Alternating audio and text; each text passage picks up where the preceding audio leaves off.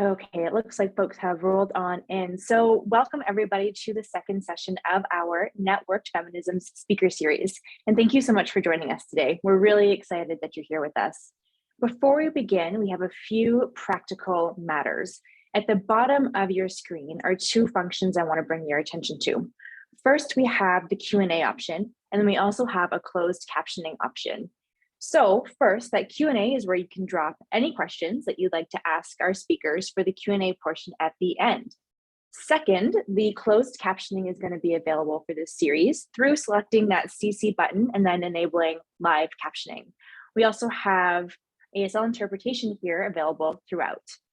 As we begin today's session, I also want to begin by acknowledging that the University of Waterloo, where we are working from today, is on the traditional territory of the neutral Anishinaabe and Haudenosaunee peoples.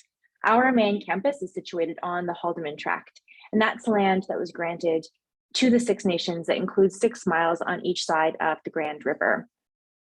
At our last session, I reflected on the words of Chelsea Vowell, who is a Métis writer and educator, after we gave this land acknowledgement.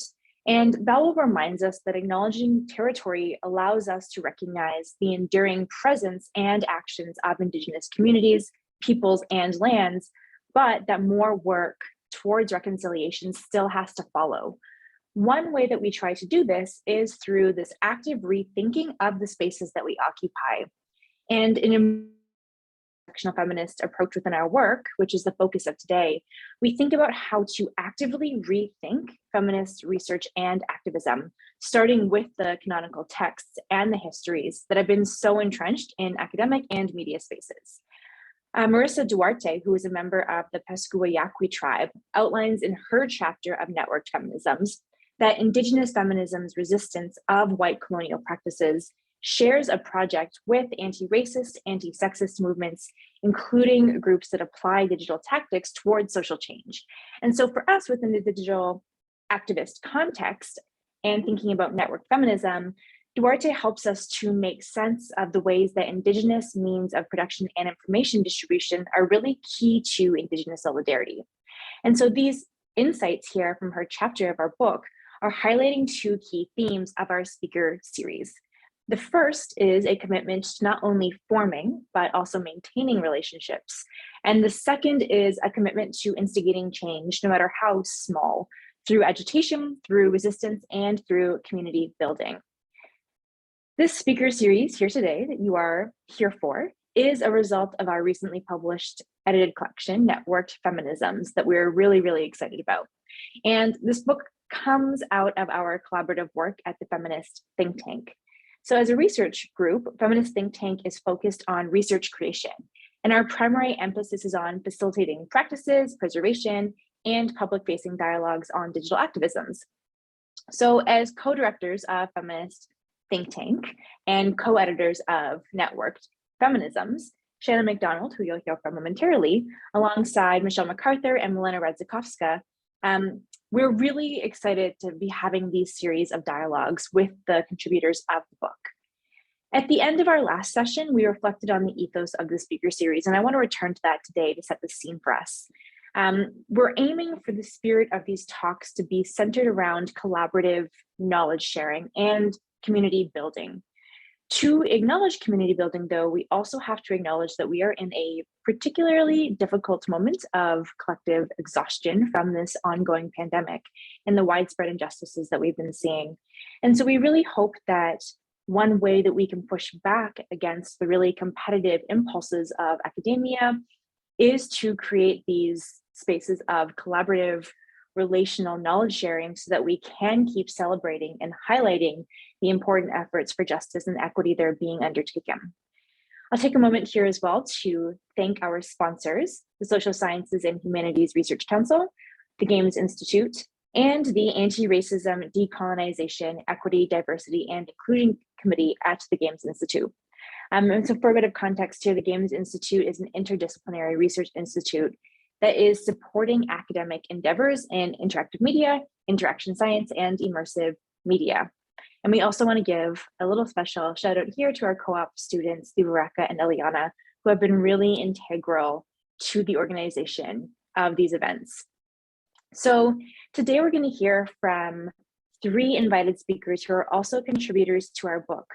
We have Adan Jerreat-Poole, we've got Eckstein, and we have Elizabeth Nathanson on the role of networked feminism in community formation and identity building. So between Ace, Elizabeth, and Adan's presentations, we're going to be thinking about the role of the digital in creating identities and in putting together these communities that we're so much part of. Anytime, again, I want to emphasize you've got questions, go ahead and drop them into the Q&A at the bottom of your screen. So to get us started, I'm very excited to introduce our first speaker. We have Adan Jerreat-Poole, who is a postdoctoral fellow in the School of Disability Studies at University.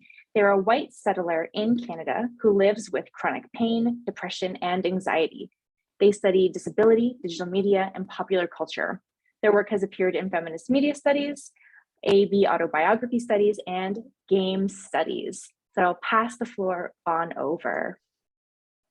Great. Okay. Thank you so much, Bree. So hi, everyone. Thank you so much for coming. I want to thank Bree and Shanna so much for inviting me to speak on this panel with 2 other amazing scholars. So as Bree said, my name is Adan, and I work at the intersection of disability studies and digital media. So I will start with a quick visual description. So I'm a white non-binary person. I have short hair that is dyed red. I have blue eyes. I have a nose ring, and I'm wearing a gray toque and these big black headphones and a maroon sweater. So my chapter in this timely and critical collection is called Chronic Fembots, Keywords for Crip Feminists. And my research emerges from an understanding that disabled people have leveraged online spaces and tactics as tools for care work, community building, and activism for a very long time. We have a lot of experience hacking, troubleshooting, and creating access online. And I think feminist organizing can learn from and should incorporate this knowledge into all of our activities and movements.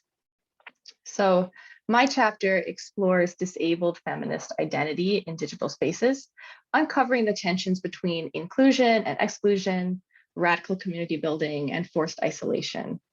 Employing the figure of the chronic fembot, I playfully recover the marginalized and hypersexualized female androids in pop culture as crip feminist cyborgs, whose bodies have an intimate relationship with technology. Disabled feminists too have a relationship with technology, from prosthetics to mobility aids. I have my cane here with me, to communication technologies and social media, right? We live with chronic pain, illness, fatigue, anxiety, depression, and of course, incurable feminism.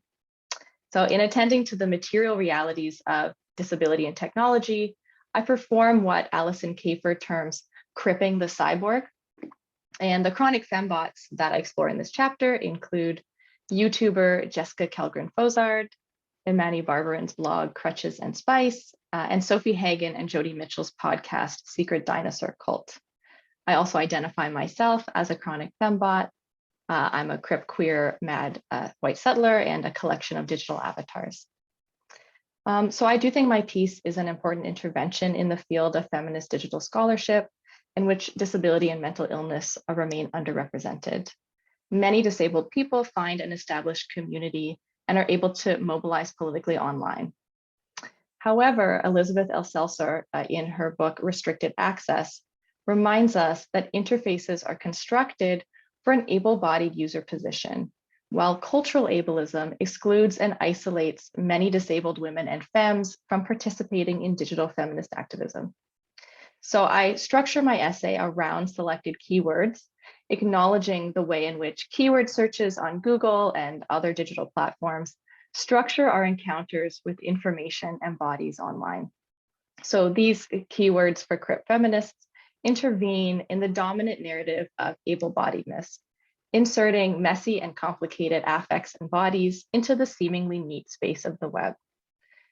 My series of reflections demonstrate the joy, fear, pain, love, and struggle in the life of a chronic fembot. So just a little bit more about keywords. I think it's important to recognize how keywords searches have become dominant in how we organize and find information online.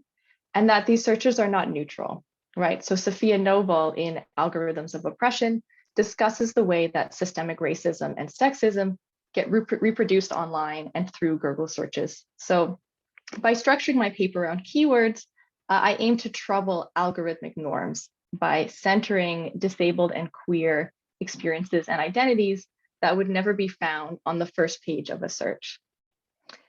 So one of the keywords I discuss is the term chronic, as in chronic illness, but also chronic feminism. And thinking about bodily rhythms and disrupted or unpredictable rhythms, right? The ebb and flow of participation and our ability to do activism. And it's also kind of a call to not forget about those of us who do move through these irregular cycles. Another key word is fembot, right? Which is from the hypersexualized robots in pop culture who frequently get shut down or killed. And here I'm sort of drawing connections between the gendered and racialized violence that these characters experience and real world embodiments, as well as finding inspiration in the intimacy between technology and the body that these cyborgs experience and that many disabled people like myself experience. So then I move on to discuss the case studies or my chronic fembots, which is where I look at the specific platforms and tactics that do get leveraged, right? From YouTube videos to digital gaming, to listicles and celebrity gossip, to podcasting and comedy. And then finally, I have a couple of sections focusing on my experience as a neurodivergent person living with chronic pain, depression, and severe social anxiety, recognizing that participating in digital spaces and movements is labor, that these spaces are often inaccessible, and that they're sometimes incompatible with our body minds. And so here, my goal is to complicate a simplistic narrative of online access and feminist collaboration.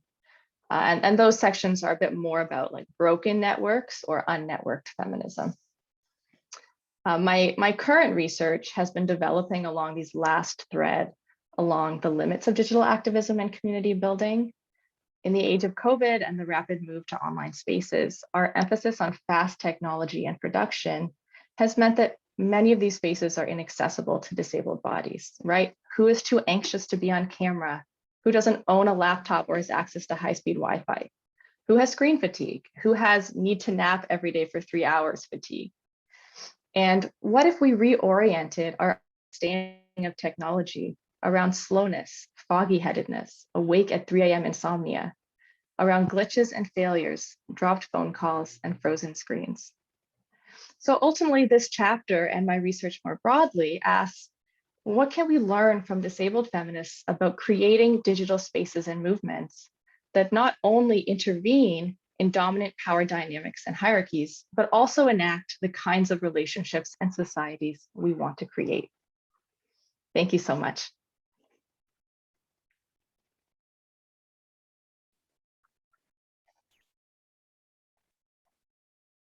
Adan, thank you so much for bringing us through your chapter.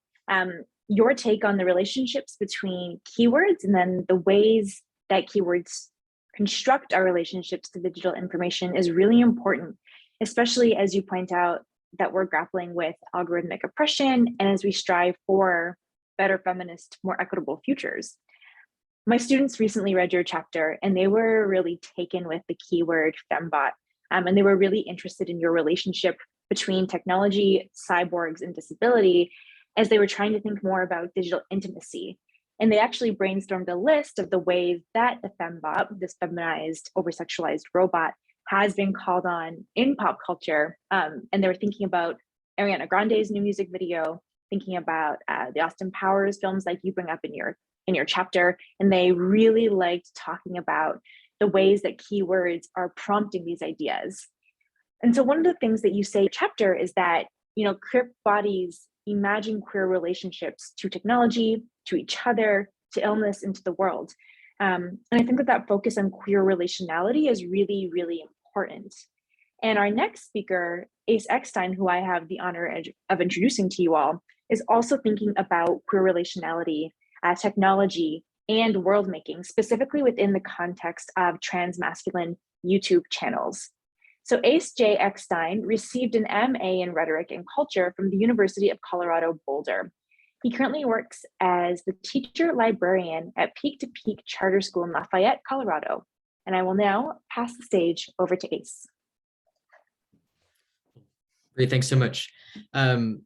As Bree said in her introduction of me, I no longer work in academia. I am a middle and high school teacher librarian.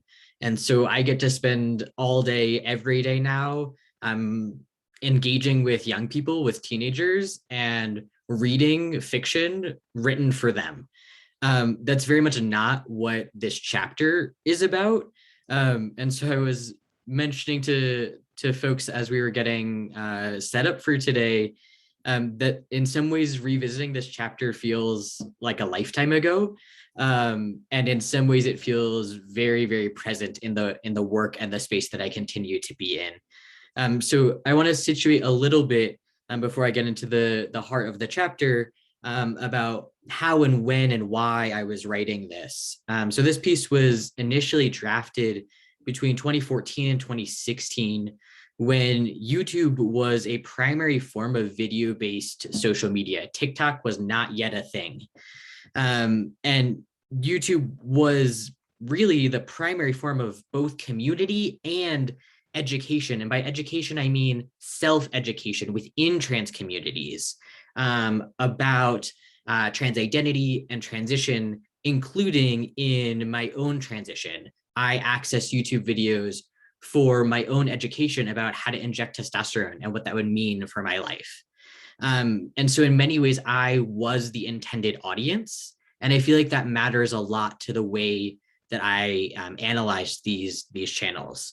I think now you can see TikTok playing a very similar role in the trans media landscape as YouTube did when I was initially transitioning and in my early days of trans identity and when I was drafting this piece.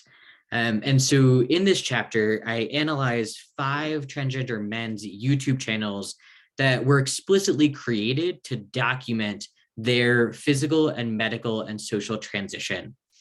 And through the chapter, I argue that trans men on YouTube collectively constitute trans masculinity as an intelligible subjectivity, and that this constitution is the work of queer world making and can only be accomplished in the context of trans masculine YouTube as a specific counterpublic.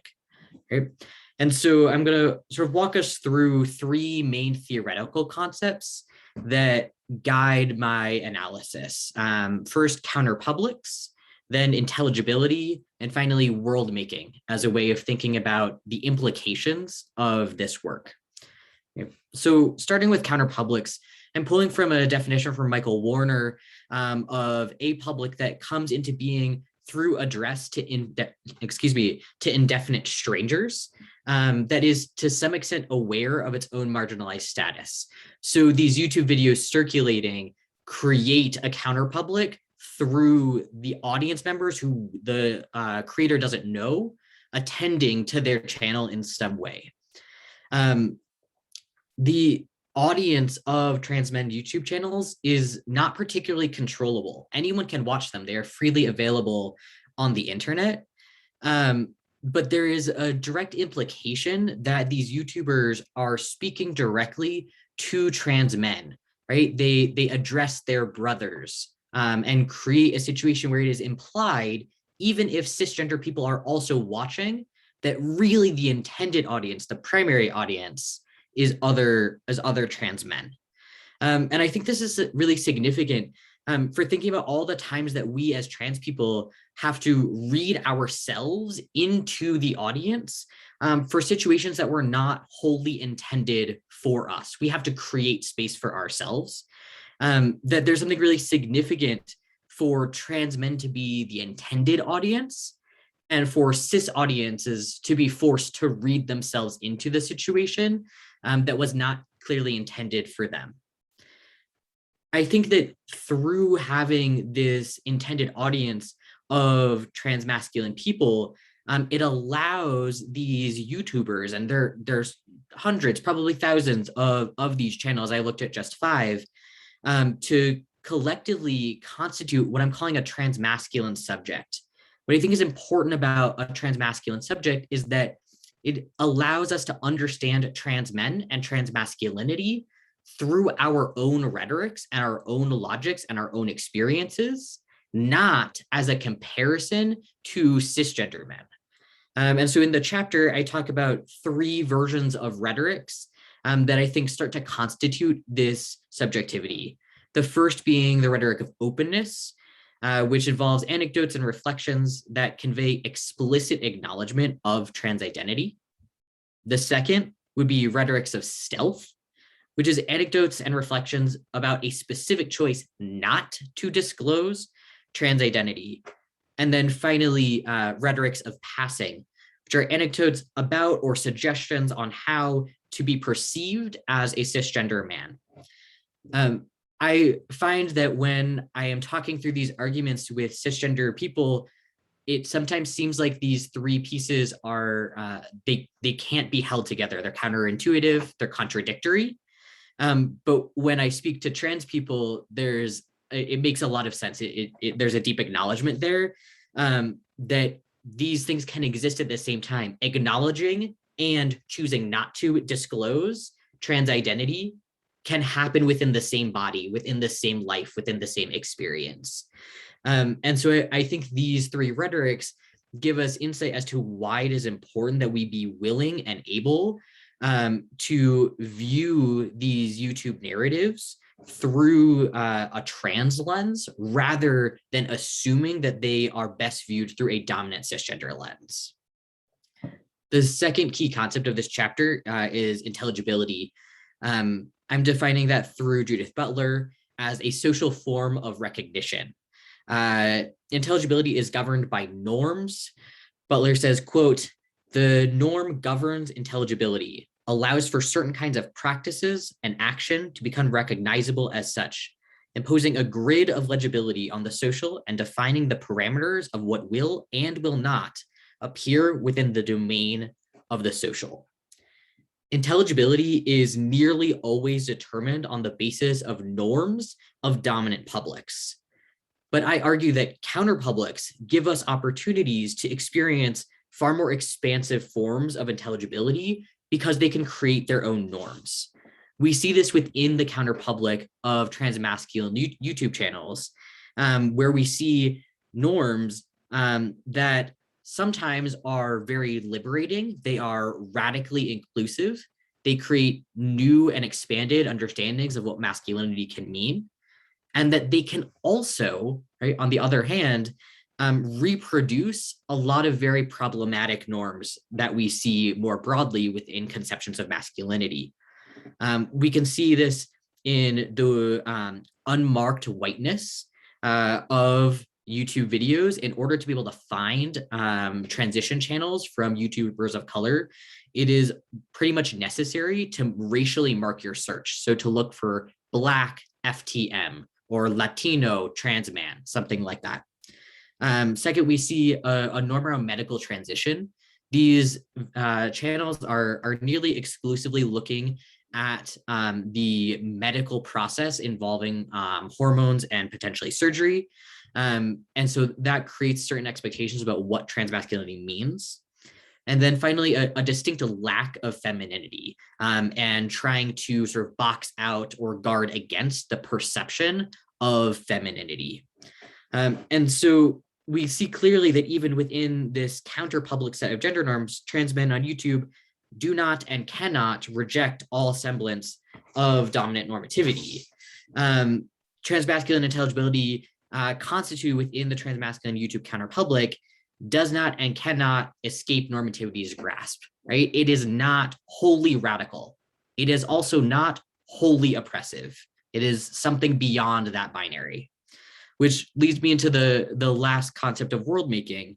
World making is in part interested in how discourse shapes the possibilities of the social world. Warner contends that all publics engage in world making to some extent. And this concept has been particularly taken up within queer thought and queer academics. For example, West et al.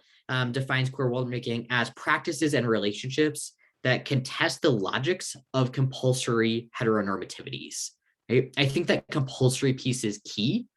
And the idea that it is creating space for alternative norms and alternative logics.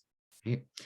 Because trans men on YouTube bring into the world a conception of trans masculinity that does not have to be based in cisgender masculinity, it is necessarily troubling these norms about what manhood is, what masculinity means. I think that these pieces are best understood through West's framework of an impure trans politics, right? If we're going to recognize that these counterpublic norms that allow trans men to be seen as trans men, not as an imitation of cisgender men, right? We can see the way that it queers those norms and those expectations, but it also reinforces problematic aspects of normativity, right? And impure trans politics defined by West is that we undersell the potential, even if only momentarily, and in small ways, for practices to queer existing normativities, which may settle back into previously received relations of meaning, but not without disturbance and accommodation.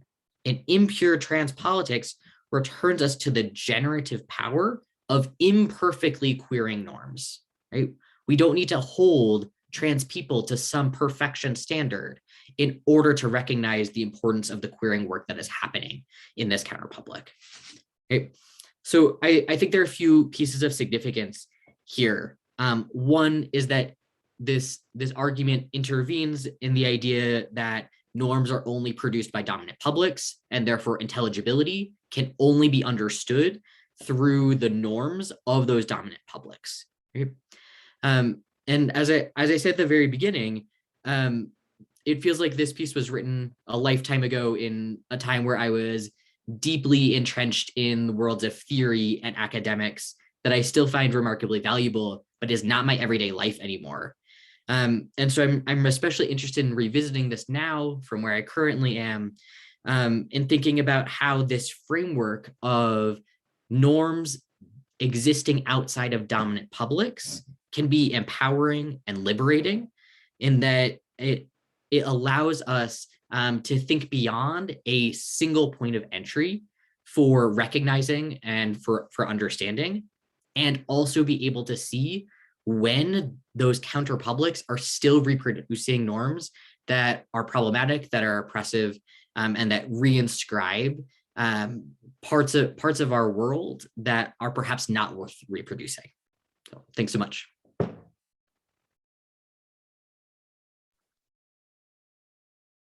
Thank you so much, Ace. I really appreciate how you are kind of reiterating the adage of the personal is political here, but you're doing it very much in queer terms as you're talking about queer world making and alternative norms.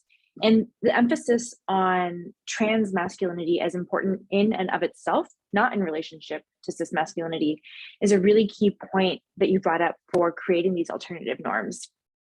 I'm also thinking about, the nostalgia of YouTube that you mentioned at the beginning of your talk, which I think is a really interesting point. So something that my students brought up when we read your chapter is that they actually thought that YouTube, as you were writing about it, was doing really important work in the context of the transition channels that you're discussing, because of the ability to record and then upload lengthier videos than is possible on a platform like TikTok or on Instagram. So they actually found a lot of value in the kinds of solidarities that are formed through these kind of long-term and longer videos on YouTube. So maybe something to bring up in the Q&A, but there's a lot of rich stuff to pull apart there. So now I will introduce our third speaker. We have Elizabeth Nathanson, who is an associate professor of media and communication at Muhlenberg College. She is the author of Television and Post-Feminist Housekeeping, No Time for Mother. Her scholarship on post-feminism, women's work, and popular American media has appeared in journals like Celebrity Studies and Television and New Media, in the anthologies Cupcake, Contrast, and Lady Porn, Engendering the Recession, and in online publications, Flow, Antenna, and Cinema Journal /Teaching Media. I'm very much looking forward to what Elizabeth is going to share with us. And so I'll hand it over to you. Thank you, Bree, and thank you, Shauna, and for the opportunity to both contribute work to this really wonderful anthology and to participate in this conversation. So I'm actually going to share my screen. We'll see if I've learned how to use Zoom over these years, because I have a slideshow of images. So the title of my presentation is Hope Wears a White Collar, RBG Memes, and Signifying Intergenerational Solidarity. I want to acknowledge that this work would not have been possible without the brilliant research of my research assistant at the time, Hallie Hoffman, who's a student at Muhlenberg College.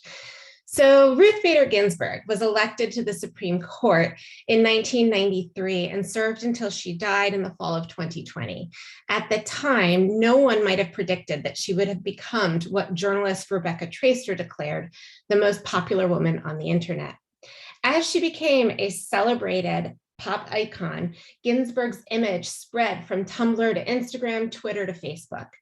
The spread of her image across digital platforms appears to be produced by both activists and average fans, and of course, critics of the liberal justice who responded to the proliferation with hatred and anger. While her popular culture presence extended beyond digital platforms into film and television, arguably Ginsburg's popular image is uniquely digital in its origins and salience. The RBG memes that I studied varied from broad statements about anti-Trump resistance to addressing specific American liberal concerns such as abortion rights, gay marriage, and the Affordable Care Act. In my chapter, I explored how these memes articulated and capitalized on widespread ideologies about older grandmotherly women, thinking about them as fragile or anachronistic in order to generate humor. And yet, they also generated a more progressive idea of generational community in which older women's bodies are positioned as vestibules of decades of experience and knowledge worthy of reverence. I'm particularly interested in how we can consider the digital circulation of RBG's image as indicative of shifts in representation, whereby older women are increasingly viewed as agents of change rather than seen as symbolic of stasis or obsolescence. Ginsburg memes reveal opportunities to resist ageism as well as sexism, granting spaces for those circulating the memes to celebrate unpredictable, energetic images of older women in the interests of feminist progress.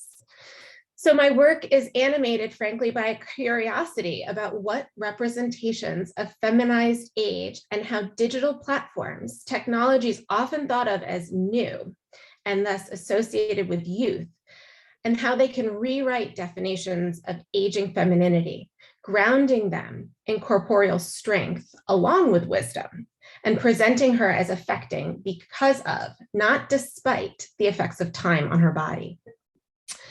These RBG memes that I study frequently draw heavily upon popular culture references, typically those associated with youth and Black American culture, juxtaposing the historic photographic images of Ginsburg in ways that are humorous in the interest of trying to destabilize and yet also threaten to reify hegemonic definitions of race and age. For example, jokes depend upon generic contrasts, such as we see here in the professional image of Ginsburg juxtaposed with the directly confrontational text, "Come at me, bro." A quote which is, if you're not familiar with it, is drawn from the reality TV show The Jersey Shore and a character named Ronnie. This quote brings to the photograph a kind of straightforward, scrappy physical confidence, emblematic of the figure of white youthful masculinity. This text, however, defies the poise and intellectualism expected of a figure like RBG, translating judicial reasoning into direct confrontation with all of the boldness that is so easily displayed by straight white figures like Ronnie. Such a meme grants RBG an implied masculinist strength, gesturing towards a kind of steeliness that she has within, but apparently is unable to fully embody when contained within the traditional tropes of the Supreme Court. Other texts revise the image of the justice using voices that capitalize on notions of Blackness in order to render her cool and, by extension, still relevant. Invocations of African-American culture as commodified youthful coolness harken back to the original notorious RBG memes from the Tumblr. These memes remix Ginsburg with the rapper Christopher Wallace, aka Biggie Smalls, or the notorious B.I.G. Biggie lives on through celebrations of music and image, a kind of power leveraged in the figure of the notorious RBG, even while that power is deployed to serve the interests of celebrating an older white woman. Similarly, here, the lyrics of a Beyonce song work to render this older white figure strong and hip. The reference to Beyonce's prowess as a ranked woman, one who competes with other women, is appropriated in the interests of establishing Ginsburg's distinctly feminized and thus desirable authority. Such memes operate in an ambivalent way, recalling the ways in which post-feminist, post-racial culture tends to work. And rather than historicizing her as archaic, they affirm her continued relevance, but do so through reproducing hegemonic norms about youth, whiteness, and gender. And yet, many of the RBG memes I studied defy conventional representations in the interests of reconfiguring the aging white woman's body, a task particularly pointed in the contemporary American context, whereby battles over women's corporeal autonomy are fought in Supreme Court cases about birth control and abortion access. The digital space of RBG memes, such as what you see here, becomes a site for exploring anxieties about feminine physical agency. A variety of images circulated throughout Instagram and Twitter responding to her bouts with cancer and a fall in 2018 in which she broke ribs, expressing a kind of concern about her embodied status as an older white woman with a body bound to uncertainty. Such meme circulation becomes a way to grapple with the precarity of her body, and by extension, her embodied subjectivity as an older white woman who increasingly signifies the past, present, and future potential of feminist aims. Memes also contain a kind of righteous anger that emerges from the combination of a corporeal image and a text, as her body is represented as directly affecting her labors on the judicial bench. Such memes refute notions of aging female bodies as inherently frail and represent the aging woman as wise with her anger, not despite of it, sorry. Her body, mind, and feelings are strong and lasting. The Ginsburg memes, which revel in righteous anger about her physical capacity, speak to a feminist urgency of the contemporary moment, working against agency specifically because they mobilize and glorify her body as a tool in resistance, not a hindrance to it. Ginsburg's strength is highlighted also through the image of her as a persistent figure, one whose strength is built through time, not despite it.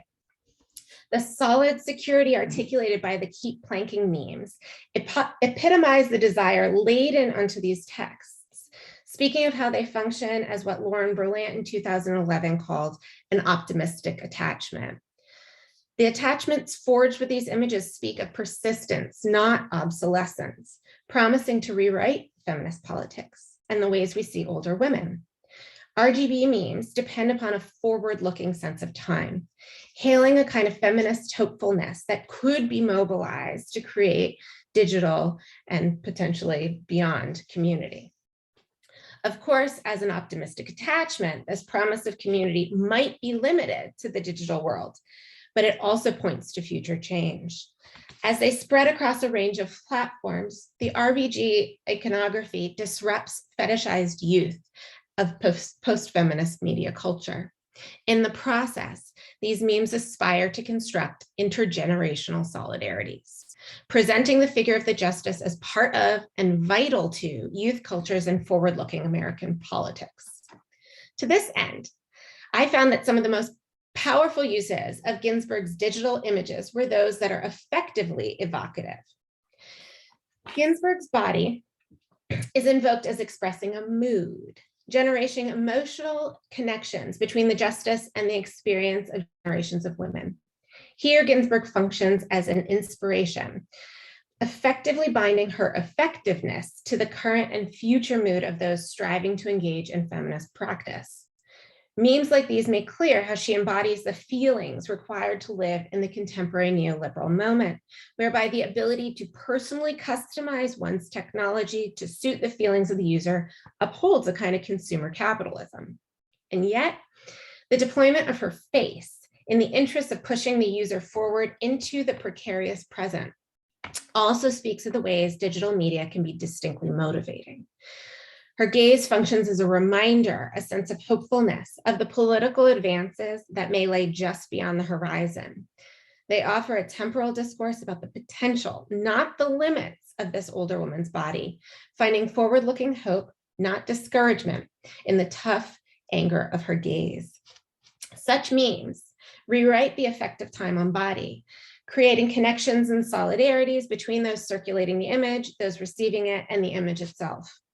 The RBG memes rewrite the effects of notions of time on women's bodies, associating the figure of Ginsburg with desire for a feminist future that builds upon, but is not confined by, a relationship to the past. These promises are no less relevant today as arch-conservative Amy Coney Barrett occupies the Supreme Court seat left vacant when Ginsburg died in 2020. And yet, digital media won't let us forget the ongoing, persistent, resistant legacy of Ginsburg. Thank you.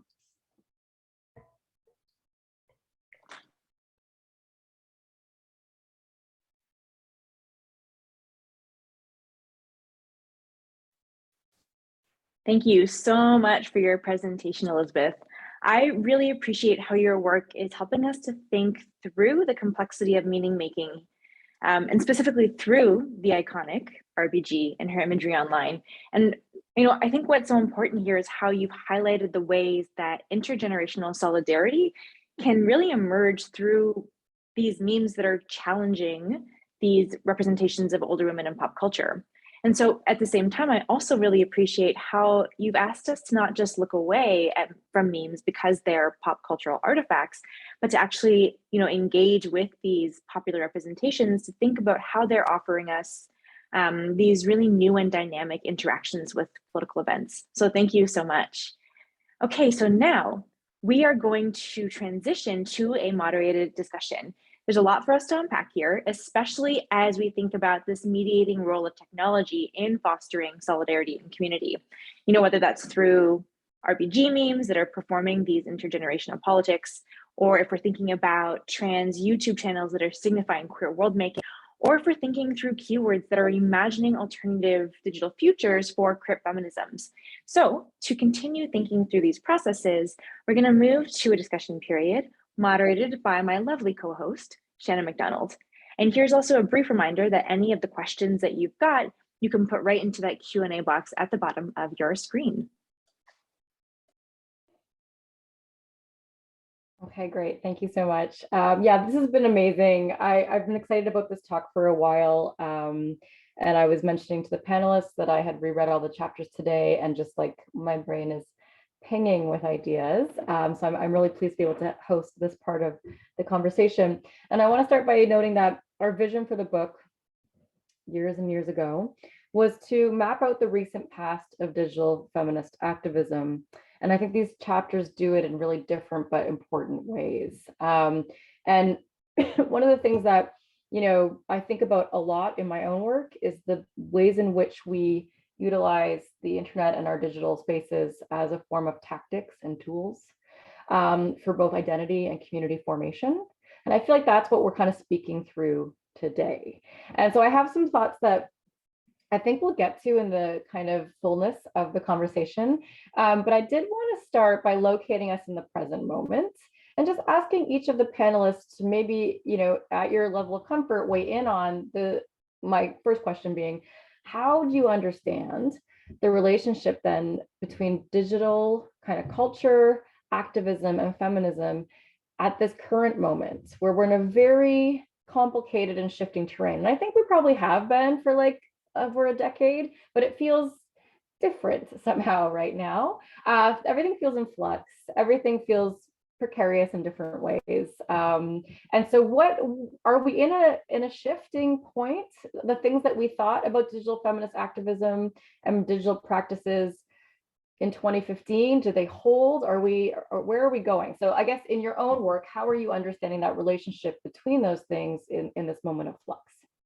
And anybody can jump in and just, share the stage as you want.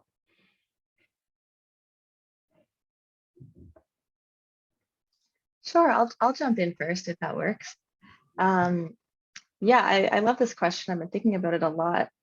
I think there's actually a very long history of devaluing online activism as purely performative. And I've read several papers, in grad school about like clicktivism and online activism is not real, not meaningful. Johanna Hedba speaks about this really well in her paper, Sick Woman Theory, kind of argues against the idea that, bodies in the streets are the only protest that matters, right? What if you're a body lying in bed and you can't get out of bed? Does that mean your protests don't matter? So during the COVID-19 pandemic, I think we've seen a lot of people discover online activism.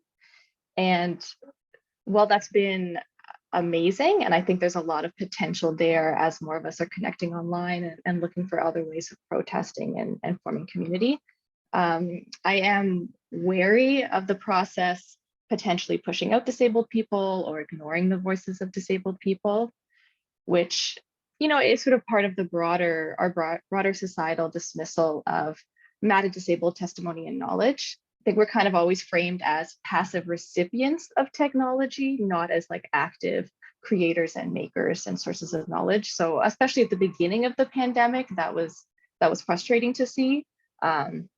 But a couple years in, I'm definitely feeling maybe a bit more hopeful about how we're leveraging online spaces. And the other thing that I've been really interested in and thinking about in my research is like, where do feminists gather, right? Like what apps, programs are we using and who chose them, right? Like, are there more accessible, more open source or more ethical digital spaces and programs we could be using or creating? So that's where I'm sort of delving into now. Yeah, I think about that last question a lot in terms of like, how do we get the internet we need and want, not the one that we're stuck with thanks to platforms. And I love the idea of culturally hacking and doing the culture jam on platforms that exist, but that only gets us so far. There are limits. When the metaverse takes over, like, what are we gonna do? And I'm laughing, but I'm also crying. So yeah, so I find that's a really great point to start us off. Thank you. Yeah, and I think if anybody else wants to jump in.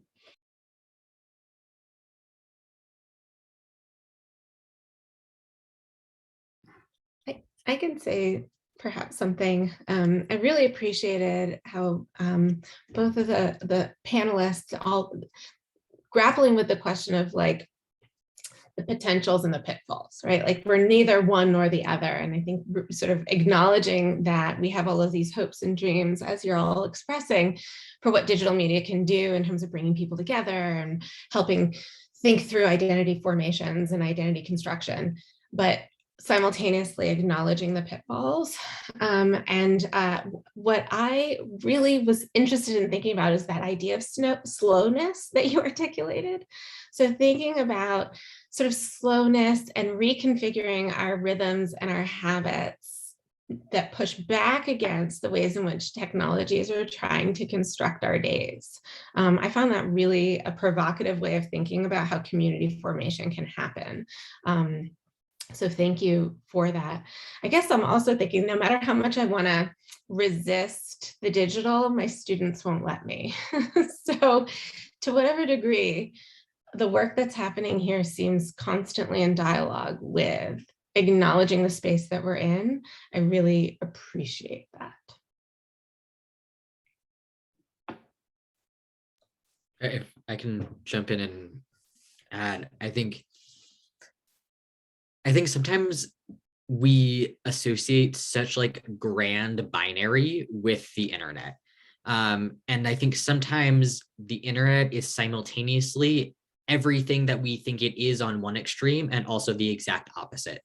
So as one example, the internet is fast, right? And the internet is slow, and the internet is instantaneous, and it is new, and it is also the ultimate archive, right? Like we hear all the time about like, be careful what you post online, like it will never actually go away, right? And so I think like this question about like this specific moment, right? Like, I don't know, I'm thinking this thought for the first time and saying it out loud, which is always dangerous. But like I wonder in what way like digital platforms, it's always a compilation, right? That is always ever present with us, everything that it has been and everything that is happening right now. And I think in conversation with Adan's idea about like rethinking the logics and normativities that we orient our lives and our digital lives around, like I think that like that potential exists in both. It's already there, and the way that we talk about the internet and we talk about digital activism and feminist culture, that has as much to do with determining what it is as the platforms themselves, right? I will inevitably talk a lot about teenagers today because I spend all day every day with teenagers and they bring me joy. But I think about the amount of criticism that my young people get for like, oh, you don't even know how to have a conversation in person anymore because it's all online. And that's not true either, right? So what would happen if we started to rethink the ultimatums that we have read onto internet platforms that are there, but also aren't there? Okay, I gotta jump in here. I know that I'm supposed to moderate, but I really, okay, so I've been thinking about this with my students a lot, and what I'm gonna say might sound contradictory, but I'm in agreement with you. One thing that I've been noticing in one of my classes where we're doing a lot of aesthetic and visual culture work, where I'm getting making to happen, is that the platform of Instagram has constrained our imaginary of what is possible as visual objects we can produce. And it's really stressing me out. And so I think it's important for us. So I ended up just doing this crazy lecture with like 100 slides of the history of visual culture that is abject and disruptive, to say, look, there's other imaginaries out there other than like millennial pink Instagram posts with text. And so I want to believe, and I know, and I trust that if we continue to have the conversations and name the things and the resistances and the possibilities, we bring those into the digital, and then we have possibility is kind of, but there are these constraints that we're pushing against. The platform really narrows what's possible on some level. And so that was me hopping in, which is not what a moderator is supposed to do. But I do appreciate sort of where the dialogue is going. I think in a related question, just to ask, to take this one step further, where do you hope to see digital feminist activism going in the next decade? Where do you want to see, what do you want to see as the emergent possibilities, the preferred futures of the feminist internet for you?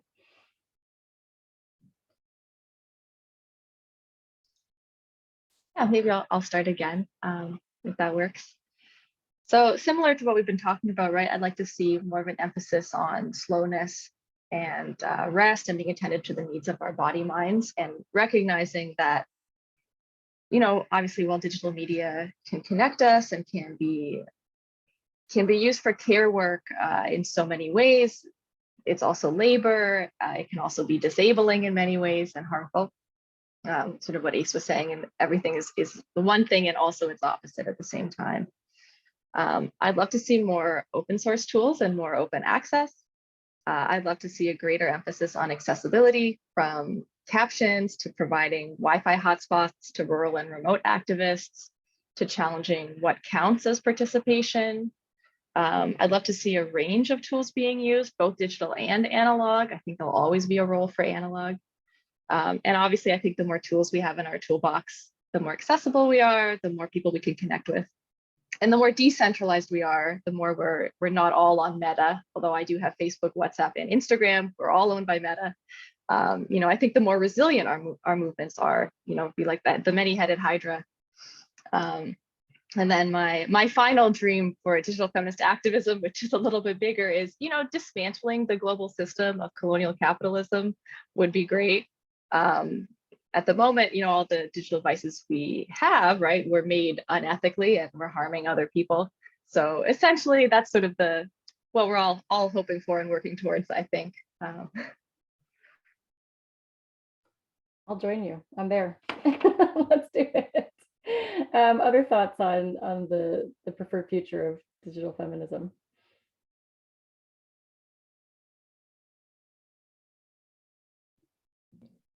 I'm there also. Everything you just said, it all sounds great. I mean, it is hard, at least from the American context, to not also be wanting to sort of call for better regulation and more attention to misinformation in this particular moment. I'm really appreciative of the way in which labor is also being highlighted here, like the work of digital consumption and digital production. Thinking about that in terms of how the pandemic has exposed a variety of inequities that of course have been around for a very long time. But the promises of the digital are promises that presume to release us from some kind of labor, which of course they do not. So I would also like to see, find it hard to think about how sort of feminist activism online can happen without better regulation, or at the very least better curation at an industry level. Yeah, I agreed on all fronts. It is really complicated to think about like monetization as being both the problem and the solution, right? Like if we are in this system and some people are gonna make bank off of the labor of those who did not build the system or did not get credit for building the system, right? Then how do we confront that system from within it? I also wonder in a different direction of like how content is being accessed, right? Not just how it's being created. I see a lot, especially in this culture of misinformation in the States, around like looking to digital sources as the definitive of true. And as like you can access any information that you want, right? And I think about that. I teach gender communication at the college level, and students were asking me like basic questions about like what specific identity words meant. And I sort of resisted like trying to narrow down and define particular terms as if we learn the entire vocabulary of gender, one, that's not possible. It will always be recreating itself. But then we will have like mastered it. And so I think there's a real cultural piece in which access to seemingly infinite digital information that can be defined as true makes us think that we can conquer information in some sort of colonialist kind of way. And so what would it look like to think about the internet and the information that lives there as much messier and as places for inspiration and for analysis and for connection and for community and relations. And definitions are a part of that, right? Like there's something really powerful about being able to go onto Tumblr and see a new word for gender that never existed before, right? There's something beautiful about that I'm not in any way trying to take away. But at the same time, then if we say, oh, you just need to Google that and look up what that specific word is, then all of your problems will be solved, right? That creates a very closed form of inquiry and engagement and relationality. And so I think there's something in there as well about what are we expecting to find in the digital world. Yeah, and I agree with that. I wanted to jump in and just say that, like, yeah, that culture of misinformation definitely exists in Canada as well. And I think it does highlight kind of pre-existing problems around, like, maybe not having a tradition of teaching critical reading, because like now you can Google definitions, but before, when I was an undergrad, we'd be sent to the OED, and whatever the dictionary said was the definition, and we didn't necessarily understand how the definition had changed and was spoken about in different cultural contexts at different times. So it's definitely highlighting a problem, and there's so much more information available, and that people don't have the tools necessarily to assess like what are the biases, what is it, what are the resources. And it is something I struggle with my students, because I assign podcasts and blog posts, right? And I talk about like, it's not just about the ivory tower knowledge. There's lots of knowledge out there, but then how do you find that knowledge and you don't stumble, down a problematic space on the internet? And I find as an instructor that can be challenging.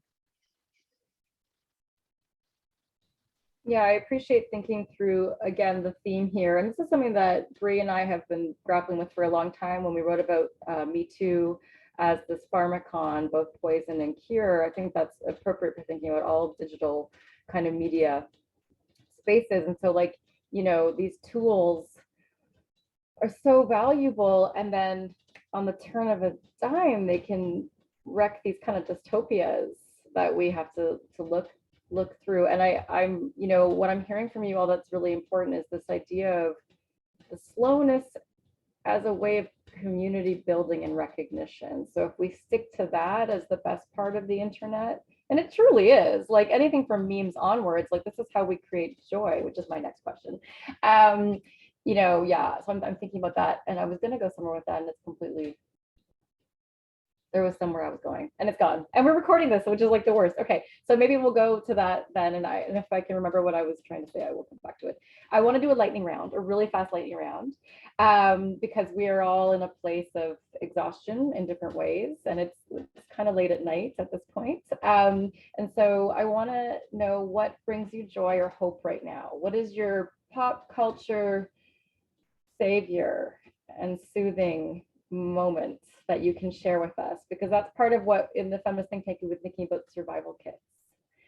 And so what we were thinking about creating playlists and having people weigh in on that. But what are the things that you can share with the audience that are bringing you joy or hope right now in a pop culture context? And it's lightning round, so don't think too hard about it. Just the first thing that comes into your mind. Well, obviously I miss the sea shanties. That was a really great moment. But I'm really into fan fiction online. I love fan fiction communities. I think especially sort of queer and disability centered communities has been really great. And as someone who writes like Star Trek fan fiction in my spare time, it's like really fun to then share it with a community of people who are like really positive and supportive about it. So I just get to like nerd out on a corner of the internet. Anyone else? I just stumbled. Oh no, go ahead. The most popular graphic novel in my middle and high school library right now is Heartstopper. And it's this amazingly gay graphic novel, and it got checked out 10 times in the first month of school, and I cannot keep it on the shelves. And that brings me joy, especially that I get to steal the new books first and read them before any of my kids do. Writing it down now. Thank you. Elizabeth. Me too. I just stumbled upon Sylvanian drama on TikTok, and I am trying to figure out what TikTok is. I'm still learning the TikTok, and I was prepping for a class for tomorrow actually, and I stumbled upon it, and it's so strange and surprising and funny that I really like the way in which it invokes a history of soap operas, but does it in a completely wackadoodle way. So yes, I fell down that rabbit hole. I have hope for TikTok. I feel like it's bringing back a certain form of like avant-garde spectacle from like the 19 somethings that I'm hopeful for, but I don't know. I'm gonna go on the graphic novel theme and say Lumberjanes gives me all the joy all the time, forever and always. So that's my go-to when I'm feeling down. I will plug in our second volume, the companion volume to this book, which will be coming out at the end of this year. We actually have a whole chapter, shout out to Sid if they are in the audience, on Archive of Our Own and the important sort of interventions of fan fiction within the world that we're speaking about. So stay tuned for the second volume of this book.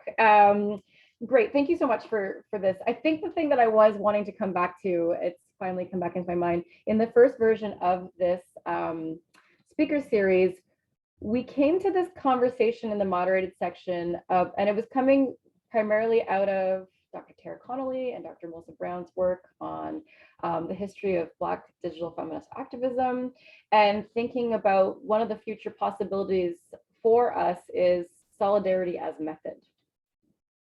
And I think that that is this really evocative concept I want to keep working with as we continue our conversations, because it's not just a scholarly method, but I think it's what you're all speaking to in your work, especially when we talk about slowness and community formation and identity formation through the sharing of tools and tactics online. It is in some ways a method of developing solidarities.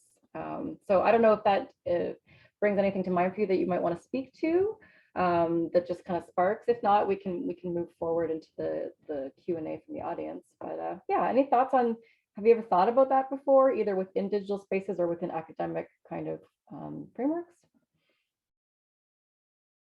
Are you up for it? With solidarity as method? Yeah. I mean, I love that concept.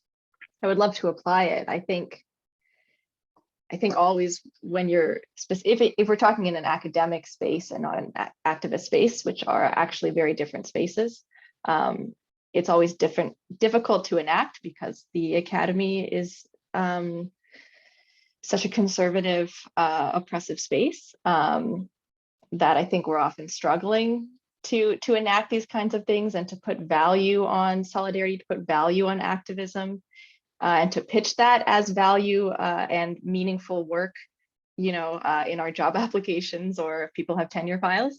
But I love that idea of using that as a method going forward. And I'm interested in what solidarity looks like, in the same way that I'm interested in collaboration. But what does collaboration look like when people have very different needs, and how to do that in a way that's non-hierarchical, that sort of thing. So these are my developing ideas. I appreciate you just like going with it as I throw this out on the spot. And I think that that's like one of the big things that I keep coming up against with it, is this question of what are the promises and pitfalls of conceptualizing solidarity as method, because it could have as many constraints as it could have possibilities. Like there's risk there, especially within an academic institution, which is not going to ever encourage that necessarily, right? Anybody else want to hop in? I love that idea too. And I think acknowledging the ways in which it fits within the institution and individuals at different moments of their career paths seems fraught and complicated. It is one of the distinct pleasures of tenure at an institution, is to feel more like one can experiment with possibilities. And specifically, I'm thinking about this in relation to like the collaboration that happens with teaching and the inevitable collaborative process that happens in a classroom around issues of critical literacy, media literacy. I mean, this project, I acknowledged it in my opening slide, but my research in RBG literally would not have been possible without the work of my research assistant at the time, who is here at this webinar. And I had the distinct pleasure of learning from her how she archived a range of memes that she went out and found. So the sort of solidarity that comes through the process of meaning making at an academic level, and being able to think about how you as a scholar work in relation to students feels both like a privilege and an obligation, frankly. And I look forward to more opportunities like that. It was the first time I really had such an opportunity, and with a uniquely talented student.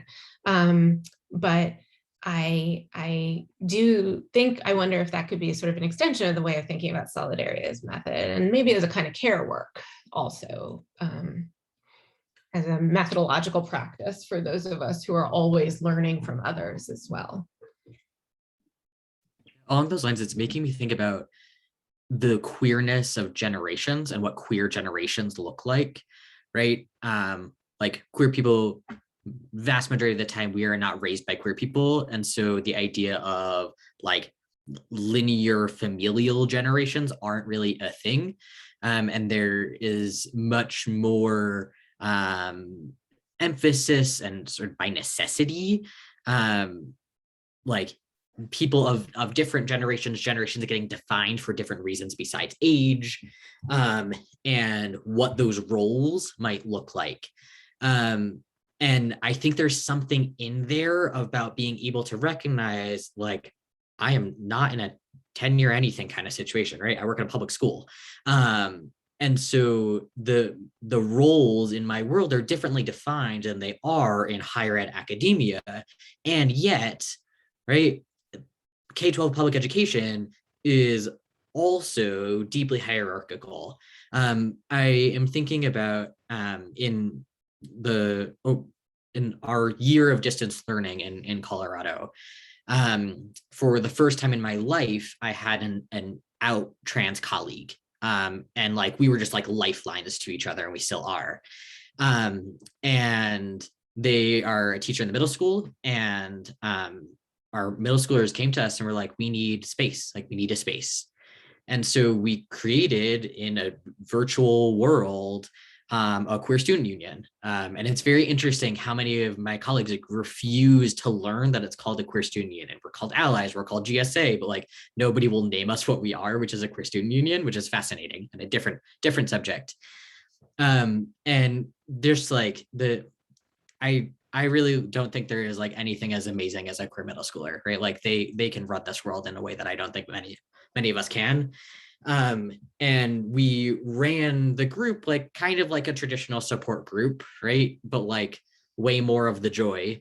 And we would give each of our kids like a chance to check in and share, and the type of empathy that they had for each other was incredible. And we were probably like 2 or 3 months in, and one of our 7th graders at the time looked at my colleague and I through Zoom or through Google Meet. We were not allowed to use Zoom in my school district. And it's like, well, we always talk about how we're doing, but you never share how you are. Like, how are you? And it was like such a moment. And my colleague and I really reflected on it nearly monthly since, about like in so many ways, like being invited in by this student to share an emotional vulnerability and strength and all of these things. And also like being called out by this student of like, you are expecting us to share our emotional vulnerability and strength all the time. Where are you in this conversation? And I think if I can think of any moment in my life that might capture what I could instinct as solidarity as method, like that might be it, right? Of this sort of collapsing of the rigidity of our roles in a way that allows us to reach each other's humanity in a very different way. And so I don't know, I thought that story captured something for me. And honestly, it's something that I don't miss about academia, is the like overly structured, if I am mentoring you, I better be able to get credit on my CV for it, right? Like I don't miss that. I really wish that more people in academia had access to that kind of like real amazing vulnerable love between like us as queer teachers and our queer students, and like the way we get to show up in that space, because that was never something that I could experience in academia, in a supposedly like more radical space with people doing more radical work, and who there were a higher percentage of queer people in the space, right? Like that didn't exist. And so that's where I'm sitting today. I think what I love in that, giving us that vision, is this idea of slowness, care, time, space as these kind of key cornerstones. So whether it be online or offline, that has to be the orientation that we take if we want to kind of work with the possibilities as opposed to the kind of constraints. So I thank you for this conversation, because I'm being very inspired by what we're kind of co-creating here. On the spot too, on the fly. We have a couple of questions. I noticed that we are sort of getting towards the end of our time. So I am going to bring the questions up here. One of them is are you comfortable if I read them? I don't know if you can see them, so I will read them. This one is specifically, I believe, to Ace. And I'm just going to read it. It says, your second point on rhetoric, specifically regarding the requirement of medical transition in some transmasc circles, has me wondering about your thoughts about the, and new to this person, point or criticism being raised that transmed ideologies help to, usually accidentally, affirm certain TERF narratives. Do you need me to read that again? I think I got it. Awesome. Okay. Along with All you. right. Thank you. Yeah, I think there's a lot of complexity here. And so just preface that there's no way to tackle all of the complexity in that question in these moments. But a few sort of standout thoughts for me. One is that the history of the medical model of transition was never created by or for trans people. And it was sort of always used as a way to constrain and confine our realness and the truth of our identities into fixed bodies. And so I think in that way, it has always been a part of the same tree as TERF ideologies. They've just manifested in different ways, and some medical communities have convinced some of us that like it was for our own benefit, right? But like we know that it isn't. I think within the context of the YouTube transition channels that I was looking at, I think it's one of those both and situations where there are absolutely other conversations happening, but they're different conversations. I would argue they're different counterpublics because they're being constituted through different circulations, right? And so because of that, I think there is a reinforcing of normativity that can be oppressive and problematic and constraining. And at the same time, I get a little prickly when it feels like we are putting it on trans people to resist the like our methods of survival that like this is what we have to offer, right? So I think there's a challenge there.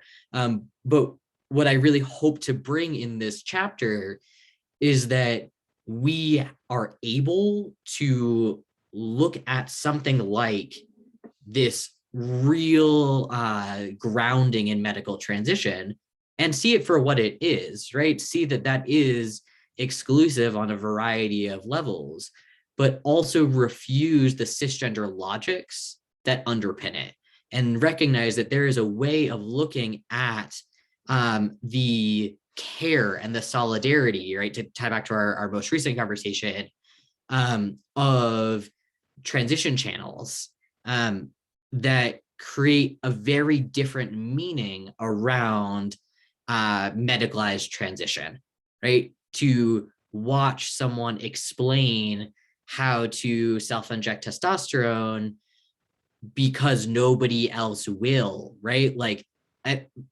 almost every person I know who has taken testosterone as a part of a self-affirming identity transition process learned how to safely inject themselves with testosterone through YouTube channels because nobody else is going to teach us, right? And so when we center the transness of the experience and the transness of the community and the solidarity, I think that's something new that we get. And I don't want to reduce these channels to the cisgender lens that forces it to be about a sort of TERF way of tying gender to bodies in particular ways. So like I think there's absolutely something there to unpack about how all these different pieces come together, but I want to refuse to center the cisgender logic. I feel like that speaks to Adan's point around body mind and the naming of body experience as a really important part of our activist practice. And so I'm going to open if there's anything else that anybody wants to add within this. Not to put, but I do think that that's kind of speaking to one of the things that I thought was really important about the feminism keywords. And sorry if you can hear the sound of jumping above me. That is, I think it's, yeah, so I think that I really want to think through, and especially the way in which that speaks to this idea of unnetworked feminism. I don't know, there's something formulating in my mind, and it's probably not going to formulate until tomorrow, but the kind of body, mind, and the lived experience component seems really important to what we do in our activist spaces. Thank you. And there is another question here, and it's actually to me, but I think we can all speak to it if we feel like it. It says, Shanna's point on how Instagram has limited our imaginaries of the visual was intriguing, and I wonder if she could elaborate on it and provide some examples and context. Does anybody else want to jump in there at all about like that concern about how we're limiting our visual culture through what the platform affords or allows us? Or you can disagree with me. But I guess elaborating on that might be useful for the audience as our final thing, but I'm also aware that we need to close this down. Anybody have any thoughts on that? Not specifically about visual culture, but you know, I'm so aware that learning new programs and platforms is really labor intensive and exhausting. And you know, the idea that we should be learning new programs every week is just unsustainable. And you know, I often will do a lot of research for class, and then I'll pick the simplest platform or the one that everyone already knows because we're exhausted. But at the same time, right, when we're given, we all went online and suddenly we all had Zoom. I'd never heard of Zoom before the pandemic. And suddenly everyone had it. And it was like, this is the way that we're all going to do something. And I was like, hey, I missed the part where we had a conversation about like, what do we want to do? What do we want? And so I'm often trying to get students to do that kind of platform study of like, okay, what are the affordances? What are the constraints? What do you wish you could do? What do you wish you could do differently? Like, let's, you know, to create something, we have to imagine it first. And I do think every platform we're on constrains us in certain ways. And just like trying to be aware of how that shapes our thinking. And also, what are the tacit rules of the platform? So Instagram has different rules for someone who's in their 40s and doesn't care if they post multiple times and doesn't get any likes versus, you know, somebody who was in high school 5 years ago, the practice was limited amount of posts, well curated, same filter, must have lots of likes. Like there were tacit rules that had ideologies behind them that I think are kind of important, and that would really structure or help you determine what you're going to do on that platform.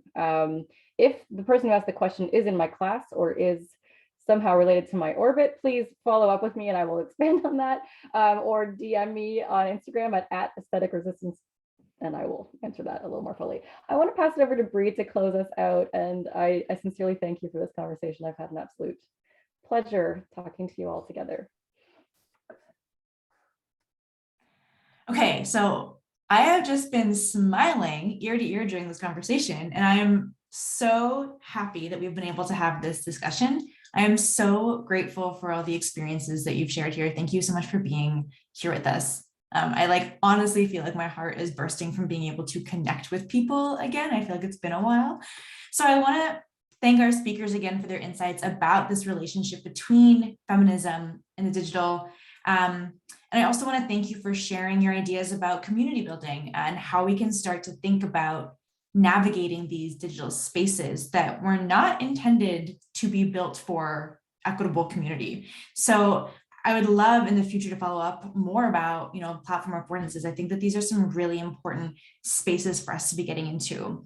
I also want to thank our audience for your questions and for being here with us today. I think that the insights from Ace, Adan, and Elizabeth today are really demonstrating the generative and also powerful connections that can thrive when we start to really amplify the voices of people who are positioned in different social locations and who are the first to suffer under the matrix of domination. You know, solidarity and justice, they kind of have to be intersectional endeavors. And we've heard what some of that can look like today in today's session. And so in this speaker series at large, we really hope to continue to bring this overarching commitment to drawing together a range of experiences and standpoints. So our next session is on March 14th from 2 to 3:30 p.m. Eastern, and it's on digital activism in practice. And it's going to continue to think about the personal is political, about feminism, and about digitality. And so on that day, we'll speak with Leandra Hernandez, Radhika Gajala, and Sujatha Subramanian, and Elizabeth Smith. And we hope to see you there. And we thank you again so much for being with us here today. Okay, bye everyone.